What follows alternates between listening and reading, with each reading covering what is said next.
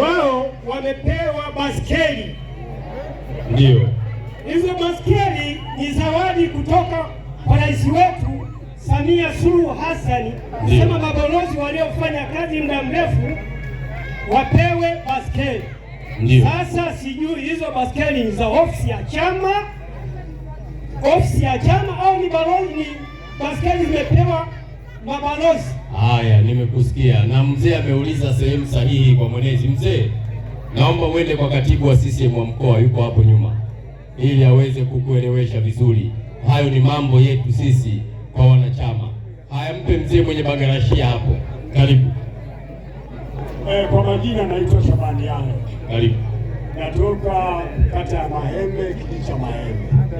Kero yangu mimi ni kuona kitambo kirefu tukielezwa na mkuu wa wilaya kwamba katika kata hiyo ya Mahembe kutakuwa na soko la kisasa, kwa sababu ndio kuna wataalamu wenyewe wa halmashauri.